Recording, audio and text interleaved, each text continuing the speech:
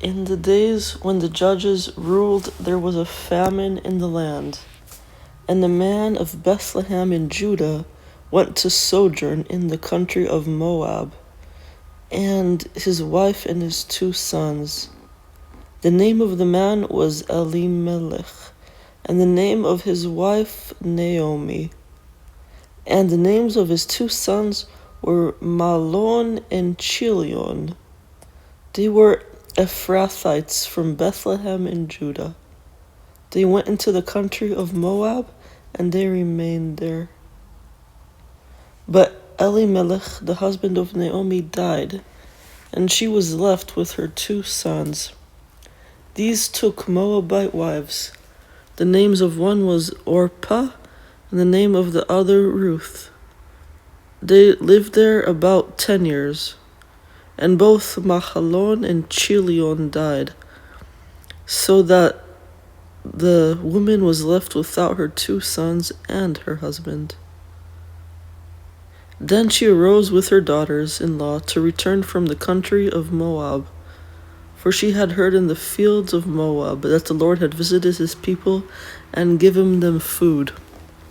So she set out from the place where she was with her 2 daughters-in-law, and they went on the way to return to the land of Judah. But Naomi said to her 2 daughters-in-law, "Go, return each of you to her mother's house.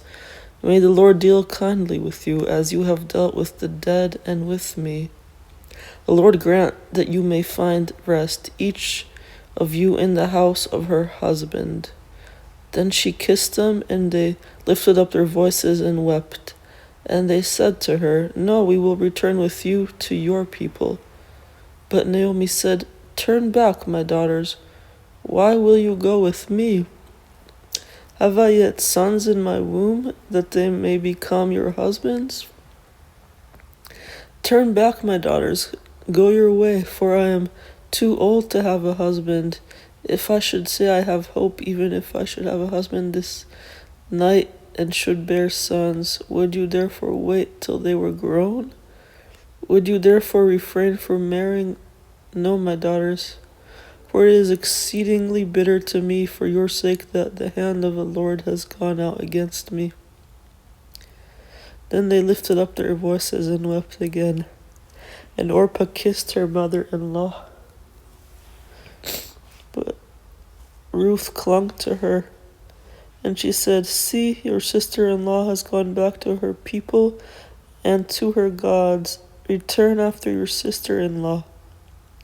But Ruth said, "Do not urge me to leave you or to return from following you, for where you go I will go, and where you lodge I will lodge. Your people shall be my people, and your God my God. Where you die I will die, and there will I be buried. May the Lord do so to me, and more also, if anything but death part me from you." And when Naomi saw that she was determined to go with her, she said no more. So the 2 of them went on until they came to Bethlehem. And when they came to Bethlehem, the whole town was stirred because of them. And the woman said, "Is this Naomi?" She said to them, "Do not call me Naomi, call me Mara, for the Almighty has dealt very bitterly with me. I went away full, and the Lord has brought me back empty. Why call me Naomi when the Lord has testified against me, and the Almighty has brought calamity upon me?" So Naomi returned, and Ruth the Moabite her daughter-in-law with her, and they returned from the country of Moab. And they came to Bethlehem at the beginning of the barley harvest. Now Naomi had a relative of her husband, a worthy man of the clan of Elimelech, whose name was Boaz.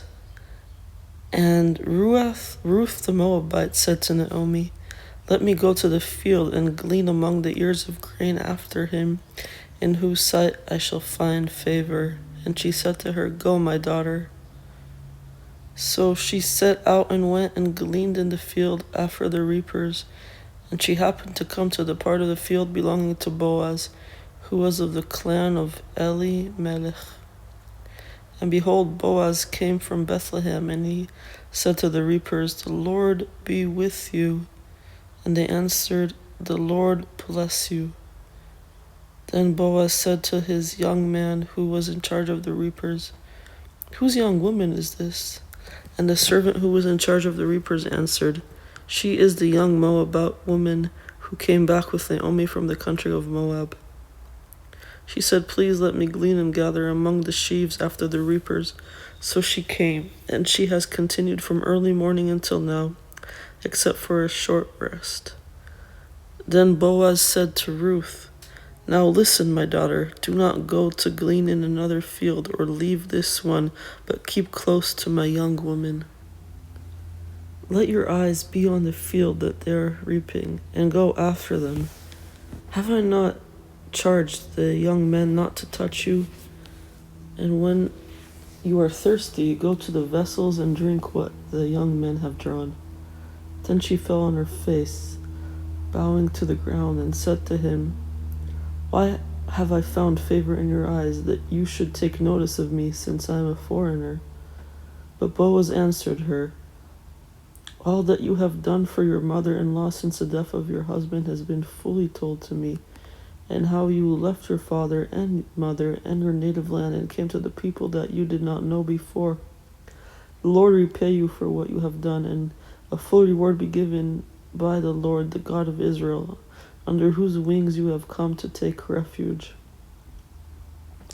Then she said, "I have found favor in your eyes, my Lord, for you have comforted me and spoken kindly to your servant, though I am not one of your servants."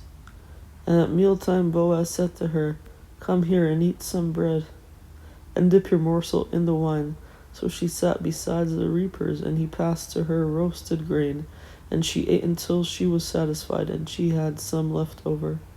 When she rose to glean, Boaz instructed his young men, saying, "Let her glean even among the sheaves, and do not reproach her. And also pull out some from the bundles for her, and leave it for her to glean, and do not rebuke her." So she gleaned in the fields until evening. Then she beat out what she had gleaned, and it was about an ephah of barley. And she took it up and went into the city. Her mother-in-law saw that she had gleaned. She also brought out and gave her what food she had left over after being satisfied. And her mother-in-law said to her, "Where did you glean today? And where have you worked? Blessed be the man who took notice of you." So she told her mother-in-law with whom she had worked, and said, "The man's name with whom I worked today is Boaz." And Naomi said to her daughter-in-law, "May he be blessed by the Lord, whose kindness is not forsaken the living or the dead." Naomi also said to her, "The man is a close relative of ours, one of our redeemers." And Ruth the Moabite said, "Besides, he said to me, 'You shall keep close by my young men until they have finished all my harvest.'" And Naomi said to Ruth, her daughter-in-law, "It is good, my daughter, that you go out with his young woman, lest in another field you be assaulted." So she kept close to the young woman of Boaz, gleaning until the end of the barley and wheat harvests, and she lived with her mother-in-law.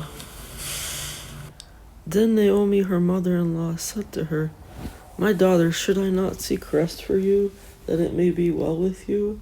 Is not Boaz our relative, with whose young woman you were? See, he is winnowing barley tonight at the threshing floor. Wash therefore, and anoint yourself, and put on your cloak, and go down to the threshing floor, but do not make yourself known to the man until he has finished eating and drinking. But when he lies down, observe the place where he lies. Then go and uncover his feet and lie down, and he will tell you what to do." And she replied, "All that you say I will do." So she went down to the threshing floor, and did just as her mother-in-law had commanded her. And when Boaz had eaten and drunk, and his heart was merry, he went to lie down at the end of the heap of grain. Then she came softly and uncovered his feet and lay down. At midnight the man was startled and turned over, and behold, a woman lay at his feet. He said, "Who are you?" And she answered, "I am Ruth, your servant. Spread your wings over your servant, for you are a redeemer." And he said, "May you be blessed by the Lord, my daughter. You have made this last kindness greater than the first, in that you have not gone after young men, whether poor or rich. And now, my daughter, do not fear. I will do for you all that you ask. For all my fellow townsmen know that you are a worthy woman. And now it is true that I am a redeemer, yet there is a redeemer nearer than I. Remain tonight, and in the morning, if he will redeem you, good, let him do it. But if he is not willing to redeem you, then as the Lord lives, I will redeem you. Lie down until the morning." So she lay at his feet until the morning, but arose before one could recognize another. And he said, "Let it not be known that the woman came to the threshing floor." And he said, "Bring the garment that you were wearing and hold it out." So she held it, and he measured out 6 measures of barley and put it on her. Then she went into the city. And then when she came to her mother-in-law, she said, "How did you fare, my daughter?" Then she told her all that the man had done for her, saying, "These 6 measures of barley he gave to me, for he said to me, 'You must not go back empty-handed to your mother-in-law.'" She said, "Wait, my daughter, until you learn how the matter turns out, for the man will not rest, but will settle the matter today." Now Boaz had gone up to the gate and sat down there. And behold, the Redeemer of whom Boaz had spoken came by. So Boaz said, "Turn aside, friend, sit down here." And he turned aside and sat down. And he took 10 men of the elders of the city and said, "Sit down here." So they sat down. Now he said to the Redeemer, "Naomi, who has come back from the country of Moab, is selling the parcel of land that belonged to our relative Elimelech. So I thought I would tell you of it and say, but it is in the presence of those sitting here, in the presence of the elders of my people. If you will redeem it, redeem it. But if you will not, tell me, that I may know, for there is no one besides you to redeem it, and I come after you." And he said, "I will redeem it." Then Boaz said, "The day you buy the field from the hand of Naomi, you also acquire Ruth the Moabite, the widow of the dead, in order to perpetuate the name of the dead in his inheritance." Then the Redeemer said, "I cannot redeem it for myself, lest I impair my own inheritance. Take my right of redemption yourself, for I cannot redeem it." Now this was the custom in former times in Israel concerning redeeming and exchanging, to confirm a transaction. The one drew off his sandal and gave it to another, and this was the manner of attesting in Israel. So when the Redeemer said to Boaz, "Buy it for yourself," he drew off his sandal. Then Boaz said to the elders and all the people, "You are witnesses this day that I have bought from the hand of Naomi all that belonged to Elimelech, and all that belonged to Chilion and Mahlon.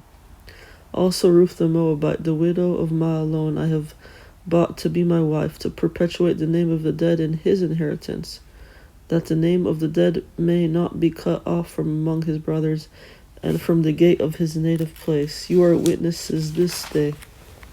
Then all the people who were at the gate and the elders said, "We are witnesses. May the Lord make the woman who is coming into your house like Rachel and Leah, who together built up the house of Israel.